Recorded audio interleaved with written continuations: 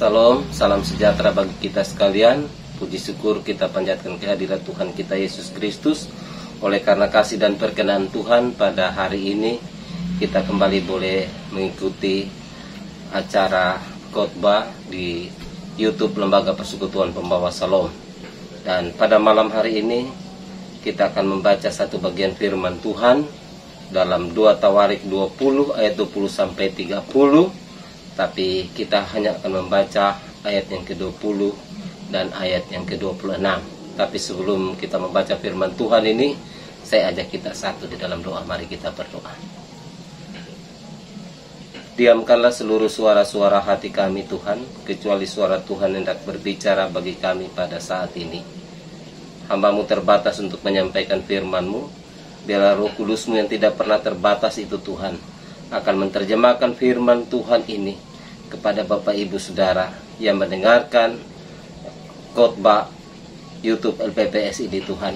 Kiranya itu akan memberkati mereka, menguatkan iman percaya mereka ketika mereka menjalani kehidupan ini. Oleh karena itu ya Tuhan, kami siap untuk mendengarkan firman-Mu. Berbicara ya Tuhan. Dalam nama Tuhan Yesus kami berdoa mengucap syukur. Haleluya. Amin. Salam, Bapak Ibu yang dikasih oleh Tuhan kita Yesus Kristus. Kita berjumpa kembali dalam acara khotbah YouTube Lembaga Persekutuan Pembawa Salom. Dan hari ini kita akan membaca bagian firman Tuhan dalam 2 Tawarik 20 ayat 20 sampai 30. Tapi saya hanya akan menyampaikan firman Tuhan, menggali bagian firman Tuhan, khususnya ayat 20 dan ayat yang ke-26. Dan kita akan mendengarkan ayat firman Tuhan ini berbunyi demikian. Tawarik 20 ayat 20. Keesokan harinya pagi-pagi mereka maju menuju padang gurun Tekoa.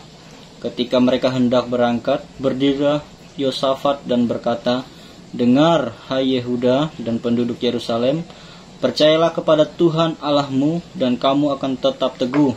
Percayalah kepada nabi-nabinya dan kamu akan berhasil." Ayatnya ke-26. Pada hari yang keempat mereka berkumpul di lembah pujian. Di sanalah mereka memuji Tuhan, dan itulah sebabnya orang menamakan tempat itu lembah pujian hingga sekarang. Sekian jauh pembacaan firman Tuhan. Yesus berkata, yang berbahagia ialah mereka mendengarkan firman Allah dan yang melakukan dalam hidupnya setiap hari. Bapak Ibu Saudara yang dikasihi oleh Tuhan kita Yesus Kristus, pada saat ini kita akan merenungkan bagian firman Tuhan dalam 2 Tawarik 20 ayat 20 dan ayat yang ke-26 di bawah sebuah tema kesuksesan dan kegagalan. Kesuksesan dan kegagalan. Bapak Ibu yang dikasihi oleh Tuhan kita Yesus Kristus, kalau kita mau pilih dalam menjalani kehidupan ini, kira-kira kita mana yang akan kita pilih? Kesuksesan atau kegagalan? Tentunya ketika dua pilihan ini diperhadapkan kepada saudara dan saya, sebagai manusia yang normal, tentunya pasti kita akan memilih yang namanya kesuksesan. Kenapa?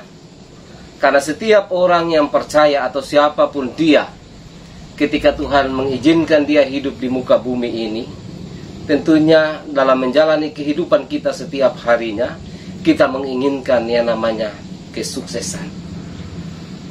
Tetapi pertanyaan bagi kita ialah kesuksesan yang seperti apa?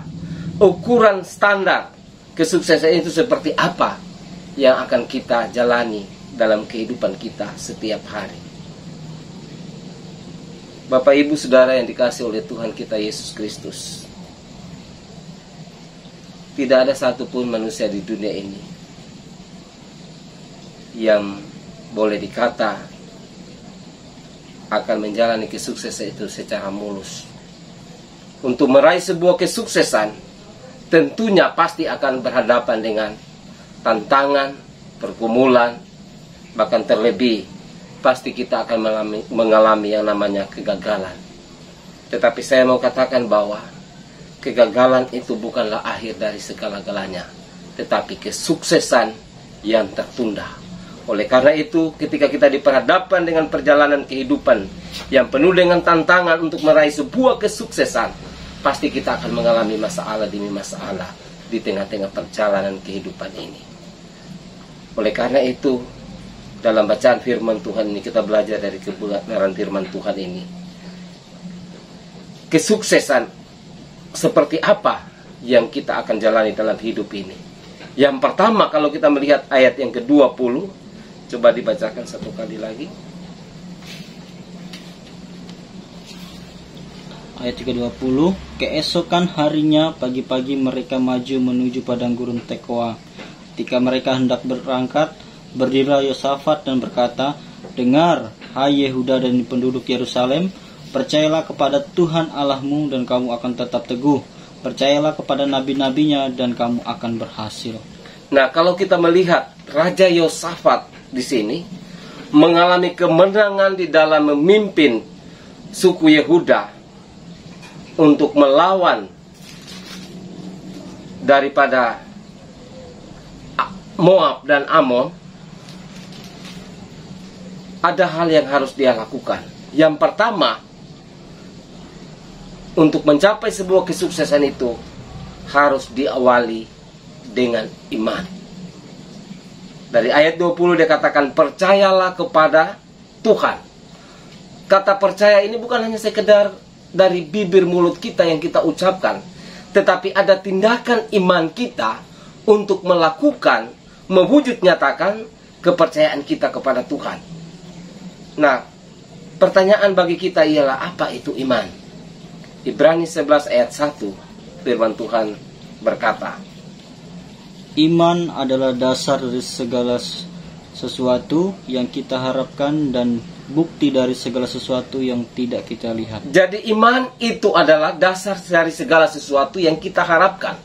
Ketika kita mengharapkan sebuah kesuksesan dalam perjalanan hidup ini, kita harus dasari di dalam iman kita. Iman kita kepada siapa? Iman kita kepada Yesus Kristus sebagai Tuhan dan Juru Selamat dalam hidup ini, yang akan mengontrol setiap perjalanan kehidupan kita. Maka saya percaya, siapapun dia, ketika menjalani kehidupan di dunia ini, selalu diawali dengan iman, maka pasti akan mengalami sebuah kesuksesan. Bapak Ibu Saudara yang dikasihi oleh Tuhan kita Yesus Kristus, berbicara dengan iman bukan berarti pasrah pada keadaan, tetapi beriman berarti menggantungkan harapan kita sepenuhnya di dalam tangan Tuhan. Percaya bahwa Tuhan sanggup menolong saudara dan saya melewati setiap lembah-lembah kekelaman, melewati setiap persoalan dan pergumulan dalam hidup ini untuk mencapai sebuah kesuksesan itu. Percayalah kepada Tuhan berarti kita harus memiliki iman. Dan ayat selanjutnya, ketika memiliki iman kepada Tuhan, percaya kepada Tuhan, dikatakan, dan kamu akan tetap teguh. Saudara, kalau kita tidak percaya kepada Tuhan dengan sungguh-sungguh, maka tentunya dalam perjalanan iman kita akan ciut, kita akan mundur menghadapi tantangan demi tantangan. Tetapi ketika kita mengawali segala sesuatu itu di dalam iman kita, keyakinan kita kepada Tuhan, ketika kita percaya kepada Tuhan akan menolong kita, maka firman Tuhan kembali katakan, kamu akan tetap teguh. Berarti kita akan kuat melewati setiap berbagai persoalan dan pergumulan dalam hidup ini, karena ada Tuhan Yesus yang sanggup menolong saudara dan saya. Aplikasi rohani apa yang dapat kita ambil dari bagian firman Tuhan ini? Bapak Ibu, saya tidak tahu apa menjadi pergumulan kita saat ini. Mungkin ada yang bergumul dengan masalah ekonomi, ada yang bergumul dengan masalah penyakit. Saudara, kita tidak akan kuat menjalani kehidupan ini tanpa kita memiliki iman untuk percaya sepenuhnya bahwa Tuhan Yesus sangat peduli dengan kehidupan Bapak Ibu Saudara dan saya.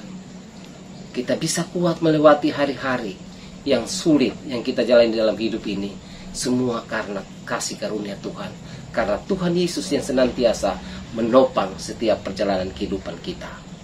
Yang ketiga, dikatakan, bukan hanya kita akan tetap teguh, tetapi ayat firman Tuhan selanjutnya dia katakan, dan kamu akan berhasil. Berarti luar biasa. Orang yang selalu mengandalkan Tuhan pasti akan mengalami keberhasilan dan kesuksesan di dalam menjalani hidup ini. Tetapi tentunya ketika kita mengalami kesuksesan itu pasti berawal dari bawah. Pasti akan banyak tantangan, persoalan, pergumulan yang akan kita hadapi melewati setiap perjalanan kehidupan ini. Tetapi ketika kita berhasil, maka keberhasilan yang kita raih itu adalah keberhasilan berasal daripada Tuhan. Maka kita akan bisa melihat orang-orang yang mengalami penderitaan, kita bisa menjadi alat saluran berkat bagi mereka. Karena kita menyadari bahwa kalau kita bisa mengalami kesuksesan semua karena Tuhan. Amin. Bapak Ibu Saudara yang dikasih oleh Tuhan kita Yesus Kristus, bukankah ini menggambarkan iman yang luar biasa ketika kita bersandar sepenuhnya ke dalam tangan kuasa Tuhan? Situasi kondisi yang kita hadapi saat ini dengan berbagai macam kesulitan ekonomi tentunya membuat iman kita semakin mundur kalau kita hanya berfokus pada persoalan hidup ini. Tetapi waktu kita percaya dan menggantungkan harapan kita kepada Tuhan, maka kita bisa melewati setiap masalah yang kita hadapi dalam hidup ini.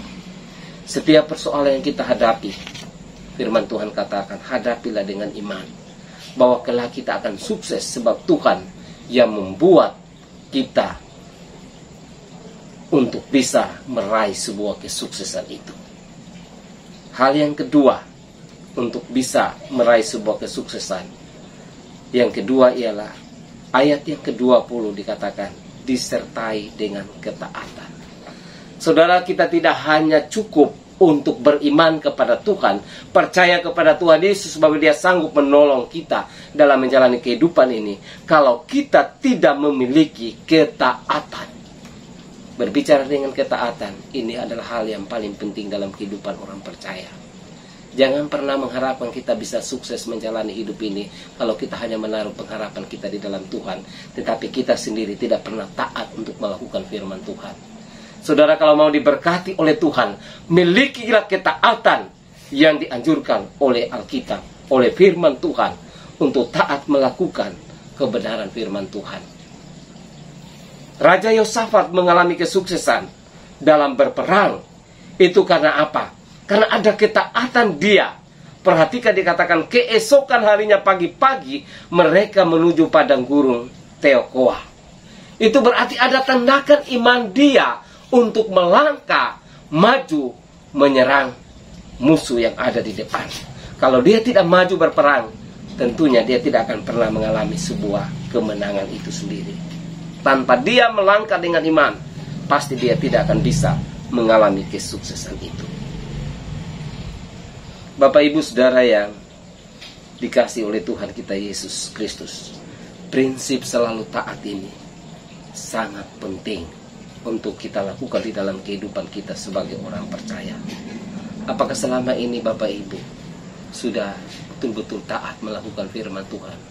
Atau mungkin selama ini kita tidak pernah melakukan kebenaran firman Tuhan, dan kita hanya mengharapkan kesuksesan itu kita alami dalam kehidupan hidup ini? Saudara, saya mau katakan, kesuksesan itu kita tidak akan pernah bisa raih tanpa ketaatan. Oleh karena itu, milikilah ketaatan yang sungguh-sungguh kepada Tuhan. Ya, ibarat seorang siswa harus taat kepada semua peraturan ketika dia sekolah ataupun dia kuliah, maka saya percaya dia akan berhasil untuk menamatkan diri di salah satu perguruan tinggi atau salah satu sekolah di mana dia bersekolah. Karena dia taat melakukan perintah apa yang diperintahkan oleh guru atau tempat dia sekolah. Bapak Ibu yang dikasih oleh Tuhan kita Yesus Kristus, setiap hal yang kita gumuli, tetaplah beriman dan kerjakanlah tanggung jawab kita dengan penuh ketaatan. Inilah bagian firman Tuhan yang kembali mengingatkan kepada kita supaya kita mengalami kesuksesan, maka kita harus taat. Yang ketiga atau yang terakhir, ketika kita memiliki ketaatan, kita akan memiliki sebuah kesuksesan. Ketika kita meraih sebuah kesuksesan dalam ayat 26, harus diakhiri dengan ucapan syukur. Pada hari keempat, mereka berkumpul di lembah pujian. Di sanalah mereka memuji Tuhan. Ada puji-pujian yang mereka ungkapkan kepada Tuhan. Karena mereka sudah mengalami bagaimana pertolongan Tuhan yang cukup luar biasa mereka alami, yang seharusnya secara manusia, secara kacamata manusia, mereka tidak akan bisa menang melawan musuh-musuh. Tetapi karena mereka memiliki iman dan sebuah keyakinan, ketaatan untuk melangkah, melakukan firman Tuhan, maka dia mengalami sebuah kesuksesan. Maka ada ucapan syukur yang keluar dari bibir mulut kita. Menjadi pertanyaan bagi Bapak Ibu Saudara yang ada di rumah atau dimanapun kita berada saat ini, apakah ketika kita meraih kesuksesan selama ini, kita sudah sungguh-sungguh mengungkapkan ucapan syukur itu di dalam hati kita? Kebenaran firman Tuhan ini mau mengingatkan kepada Bapak Ibu Saudara untuk tahu mengucap syukur, karena sumber berkat itu adalah Tuhan Yesus. Kita mampu menjalani kehidupan ini, kita mampu melewati setiap permasalahan dalam hidup ini, semua karena Tuhan Yesus yang mengasihi kita. Suatu saat kita akan meraih kemenangan secara gilang-gemilang, dan sekarang kita sudah meraihnya. Dan jika kita sudah meraih sebuah kesuksesan itu, bersyukurlah, sebab semua itu adalah pekerjaan Tuhan yang kita rasakan di dalam kehidupan ini. Inilah bagian firman Tuhan yang kembali menguatkan Bapak, Ibu, Saudara, dan saya. Apapun yang menjadi persoalan dan pergumulan dalam hidup ini, kita percaya badai pasti akan berlalu, asalkan kita mau betul-betul percaya dengan iman kepada Tuhan dan milikilah ketaatan. Ketika kita mau taat, kita akan melihat kesuksesan Tuhan nyatakan dalam hidup ini. Maka akhirilah itu dengan ucapan syukur kita kepada Tuhan. Biarlah firman Tuhan ini akan terus menguatkan Bapak, Ibu, Saudara, dan saya. Tuhan Yesus memberkati. Shalom. Mari kita tundukkan kepala, kita berdoa. Bapa, dalam nama Tuhan Yesus, saat ini Tuhan kami berdoa bagi semua pemirsa yang sempat menyaksikan tayangan khotbah YouTube Lembaga Persekutuan Pembawa Shalom. Kami tidak tahu apa menjadi pergumulan Bapak Ibu yang ada saat ini, tetapi kami percaya Engkau adalah Tuhan dan Juru Selamat dalam hidup kami, yang senantiasa menolong memberkati kami dalam situasi sesulit apapun. Ketika kami memiliki iman kepada Tuhan Yesus dan melangkah dengan taat kepada Tuhan, melakukan kebenaran firman Tuhan, maka kami akan melihat sebuah kesuksesan yang berasal daripada Tuhan. Dan kesuksesan itulah yang membuat kami boleh mengungkapkan ucapan syukur kami kepada Tuhan. Terima kasih Tuhan. Ini doa kami, ucapan syukur kami Bapa yang kami naikkan di dalam nama Tuhan Yesus. Kami mengucap syukur kepadamu. Haleluya. Amin. Shalom. Tuhan Yesus memberkati kita. Demikianlah firman Tuhan ini kiranya memberkati kita sekalian. Amin.